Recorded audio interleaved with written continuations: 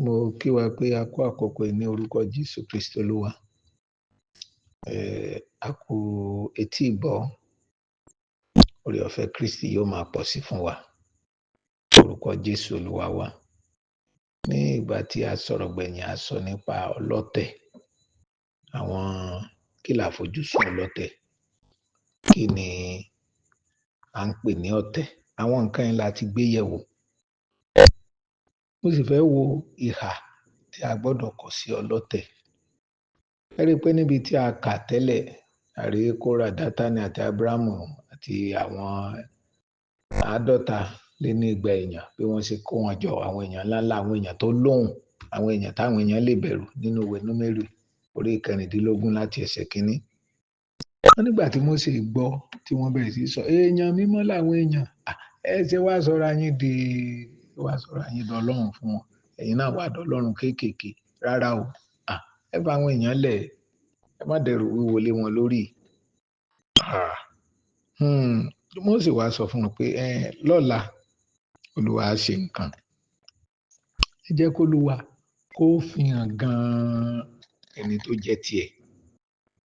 Mósè sọ fún wọn, tá bá ka ẹsẹ̀ 7, ó ní kán finá sínú tùràrí wọn níwájú Olúwa. Yóò ṣe ẹni tí Olúwa bá yàn òun ni. Ẹ̀yin ọmọ Léfì, ẹ ti kọjá ààyè yín.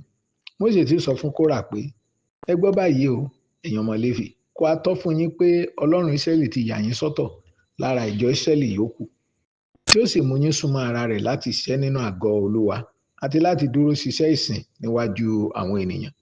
Ó ti mú àwọn ènìyàn yín tó jẹ́ ọmọ Léfì súnmọ́ ara rẹ̀. Ṣùgbọ́n báyìí ẹ tún wá ọ̀nà láti ṣiṣẹ́ àlùfáà. Olúwa ní ìwọ àti gbogbo ẹlẹgbẹ́ rẹ takò. Ta ni Áárónì jẹ́ tí ẹ̀yin ó fi kùn sí? Mósè sì ránṣẹ́ sí Dátánì àti Ábúráhámù, àwọn ọmọ Eliábù, ṣùgbọ́n wọ́n wí pé àwa kò ní wá. Kò á tó gẹ́ pé o ti mú wa jáde láti ilẹ̀ tí ó sàn fún wàrà àti oyin láti pa wá sínú aginjù yìí. O tún wá fẹ́ sọ ara rẹ di olúwa lé wa lórí bí? Síbẹ̀síbẹ̀ ìwọ kò sì tí mú wa dé ilẹ̀ tí ó ń sàn fún wàrà àti oyin. Bẹ́ẹ̀ ni o kò sì pín ilẹ̀ ìní àti ọgbà àjàrà. Ìwọ á fẹ́ sọ wá di ẹrú bí? Rárá o, àwa kì yóò gòkè wá. Nígbà náà ni Mósè bínú gidigidi, ó sì sọ fún Olúwa pé má ṣe gba ọrẹ wọn. Èmi kò gba kẹ́tẹ́kẹ́tẹ́ lọ́wọ́ wọn, bẹ́ẹ̀ ni n kò sì pa ẹnikẹ́ni nínú wọn lára. Mósè sọ fún Kórà, ìwọ àti ọmọlẹ́yìn rẹ gbogbo ẹ gbọ́dọ̀ farahàn níwájú Olúwa lọ́la, gbogbo yín, ìwọ, àwọn ọmọlẹ́yìn rẹ àti Áárónì. Kí ẹnì kọ̀ọ̀kan yín mú ìwo tùràrí, kí ó sì fi tùràrí sínú rẹ̀, kí gbogbo rẹ̀ jẹ́ 250 àwo tùràrí 250. Kí ẹ sì kó wá síwájú Olúwa. Ìwọ àti Áárónì yóò mú àwo tùràrí wá pẹ̀lú. Àwọn bíi ní àǹkà bẹ́ẹ̀ bá kà á síwájú. Ẹ rí i pé nǹkan míì tí a máa mọ̀ nínú ọlọ́tẹ̀ ni pé ọlọ́tẹ̀ yìí sọnú ẹ̀ tán fún àwọn èèyàn tó bá ń pòónú pọ̀. Ọ̀tọ̀ ni tí ọlọ́tẹ̀ tí ìfojúsùn ẹ̀, ọ̀tọ̀ ni tí ó máa sọ fún àwọn èèyàn. Eléyìí tí ó mọ̀ pé àwọn èèyàn lè rí, tí wọ́n lè dìmú, kán lè ṣiṣẹ́ yẹn pẹ̀lú ẹ̀, òun ni ó sọ fún wọn.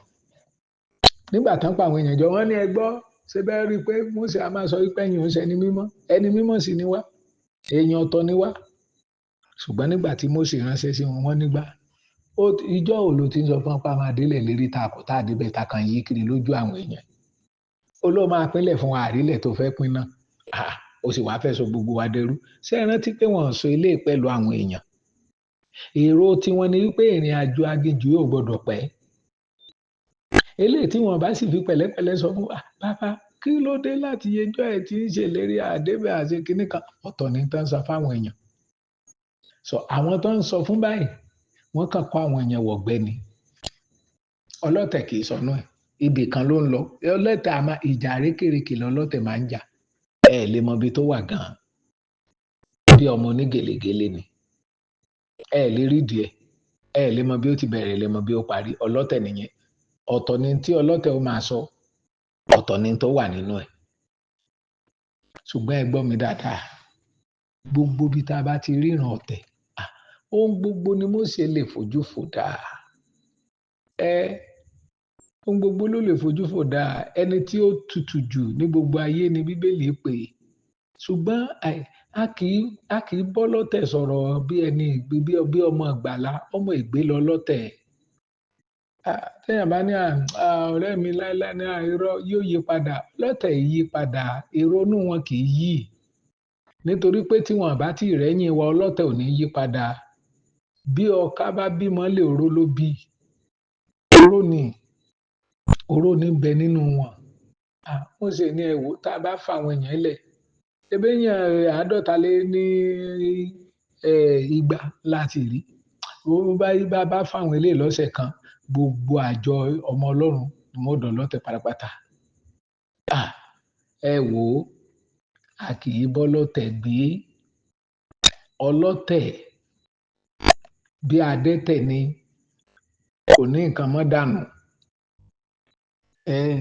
ọlọ́tẹ̀ kò lè fojú re wò yàn ọlọ́tẹ̀ lè fojú re wò yàn a kì í bọ́ lọ́tẹ̀ gbé a kì í sọ fún ọlọ́tẹ̀ kó ronú pìwàdà pé kó jọ kó ṣe dáadáa fún wa rárá o a kì í gbàmọ̀ pọ̀ pẹ̀lú ọlọ́tẹ̀ nítorí kí ni ọlọ́tẹ̀ iṣẹ́ ọwọ́ wọn iṣẹ́ tó burú ni o Mósè ní bó bá ti dọ̀la afẹ́mẹ́ni tọ́lọ̀ yàn gan tẹ́ bá kà gbẹ̀yìn ẹ rí i pé ilẹ̀ lanu ló gbé gbogbo wọn mi tá bá wò ó pé odidi 150 èèyàn mélòó náà ni gbogbo wa kí gbé àwọn ilé tó wá kú àtàwọn èèyàn Kórà Dátánì àti Ábúráhámù ṣe bọ́n ní bàbá ọlọ́mọ wọn lẹ́bí àmọ́ gbọ́dọ̀ gbarú ilé láyè o bẹ́ẹ̀ bá gbà láyè gbogbo ọmọ tí ọlọ́tẹ̀ bá bí pátápátá ọ̀tẹ̀ níṣẹ́ wọn níṣẹ́ míì tán fẹ́ ṣe ju ọ̀tẹ̀ lọ ọmọ ọlọ́tẹ̀ oníṣẹ́ mi o aya ọlọ́tẹ̀ oníṣẹ́ mi tó fẹ́ ṣe ju ọ̀tẹ̀ lọ ẹ gbọ́ mi ẹ má bá ọlọ́tẹ̀ gbé ẹ má bá ọlọ́tẹ̀ ṣe ìpàdé ẹ má bá akílòlò ṣe ìpàdé ọ̀ràn ọlọ́tẹ̀ oníṣẹ́ mi tó fẹ́ ṣe ju ká yára wa kúrò nítorí pé tí ọlọ́tẹ̀ ó gbìn sínú èèyàn tó bá gbìn láàárín ọ̀sẹ̀ kan ọdún 3 a ò lè kó ńlẹ̀ nítorí pé ọlọ́tẹ̀ a máa bọ́ sórí góńgó ọkàn àwọn èèyàn la máa sọ ohun tó dùn wọ́n gan-an lọ́kàn gbọ́ níjọ́ táwọn Ádámù àti Éfà ti ń rí èso yẹn wọ́n kàn mọ́ lójú ni ṣùgbọ́n lójú èso ló dáa tó báyìí èso ló rẹwà tó báyìí lẹ́nìkan wá ló ní Ọlọ́run tó ní ẹ mọ́ jẹ́ kì í sàásọ Ọlọ́run dáadáa ẹ̀yin náà ìwé èso bó ṣe dáa tó ẹ bá jẹ́ tèmi fi dá lójú ní pé iná yóò dàbí Ọlọ́run ẹnìkan kan ní máa wá ní ìrọ̀lẹ́ ọjọ́ kó máa wá kí ẹ̀yin náà yóò kí ẹ máa kí èèyàn kiri ní ẹ rí i pé wọnú ọkàn wọn lọ àìbọ́lọ́tẹ̀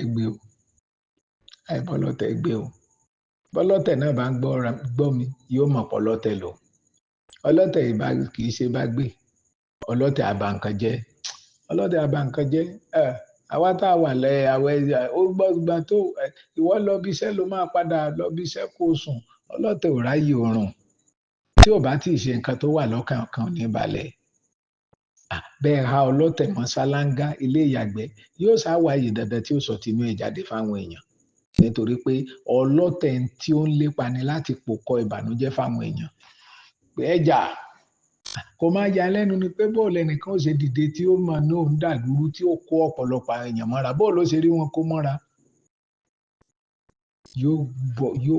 yóò máa wọnú góńgó ọkàn wọn yóò máa ṣe dàrúdàpọ̀ pé sẹ́yìn náà lè gbà báyìí ṣùgbọ́n tó bá jà lè ṣe báyìí ló máa yọrí sí tá a bá lè ṣe báyìí ló máa yọrí sí iṣẹ́ ọlọ́tẹ̀ nìyẹn ohun tí Mósè ṣe yẹn òun ní ọ̀nà láti parí iṣẹ́ ìránṣẹ́ ọlọ́tẹ̀ láàrin èèyàn kí ló dé tí Jésù fi gbàdúrà fún Júdásì ọlọ́tẹ̀ ni àfi kó fi ilẹ̀ bí ò bá jẹ́ ó lọ yóò padà ṣiṣẹ́ bí Jésù bá gbàdúrà fún bí Jésù lọ yóò ṣiṣẹ́ ọ̀tẹ̀ láàrin àwọn ọmọ ẹ̀yìn nítorí ìpín tiẹ̀ nìyẹn, ohun tó ti yàn láàyò nìyẹn. Ọlọ́tẹ̀ yìí ṣe èèyàn rẹ̀. Arákùnrin ṣé èèyàn rẹ̀ sì ni wọ́? So ìsọlọ́tẹ̀, so ìsàdìtẹ̀. Ṣébi tá a jọ fọ̀rọ̀ sí náà lọ́rọ̀ wà. Sọ̀rọ̀ ti gbẹ̀yìn yọ. Ìwọ la ní oṣojú. Ẹni tó ní oṣojú náà ló tún gbẹ́lẹ̀ lẹ́sẹ̀. Ilé ayé ò rí báyìí. Àdúrà méjì la gbà la sọ fún Ọlọ́run pé Olúwa yọ mí kò nínú ipò ọ̀tẹ̀. Má jẹ́ jẹ́ ọlọ́tẹ̀. Má jẹ́ jẹ́ adìtẹ̀ sí ọ̀nà rẹ. Olúwa ràn mí lọ́wọ́. Àdúrà kejì ni pé Olúwa má jẹ́ kí ipá ọlọ́tẹ̀ kó ṣe aburú nínú ayé mi. Yà mí kúrò lọ́dọ̀ ọlọ́tẹ̀. Nítorí pé tí Ọlọ́run ò bá yà wá ọlọ́tẹ̀, nítorí pé àyàn á ti mọ̀ pé a ní ọ̀rẹ́ ènìyàn, ará ilé ènìyàn jábí lọ́rọ̀ yẹn. A ní ọ̀rẹ́ mi, ẹ wo, ẹ bá lè gbé fún ṣùgbọ́n èèyàn lèèyàn á máa jẹ́ o. Èèyàn lèèyàn á máa jẹ́ o. Níta àyàn bá sì ti gbọ́ ń bẹ̀, ó tán. Olúwa yà mí kúrò lọ́dọ̀ ọlọ́tẹ̀. Má jẹ́ kí ọlọ́tẹ̀ kó bá ìpinnu àtòrí ọ̀fẹ́ rẹ̀ jẹ́ nínú ayé mi. Olúwa ràn mí lọ́wọ́ o. Kó fún mi lórí ọ̀fẹ́. Kó mú mi borí èké ènìyàn, èké arákùnrin, èké arábìnrin. Sọ mí di ẹni ọ̀tún Ọlọ́run. Gbà mí kúrò lọ́wọ́ ẹ̀bi àti ìdálẹ́jọ́ ọlọ́tẹ̀. Olúwa sì ràn mí lọ́wọ́. Má jẹ́ ayé mi ọjọ́ ọlọ́tẹ̀, má jẹ́ mi náà ọjọ́ ọlọ́tẹ̀ o. Fórí ọ̀fẹ́ rẹ̀ gbà mí o. Bẹ́ẹ̀ ni yóò rí. Ọlọ́run yóò gbà wá dẹni ọ̀tún o. Yóò fọwọ́ tọ́ wa. Yóò ràn wá lọ́wọ́. Yóò fún wa ní ìrònú pé wà dánú ọkàn wa.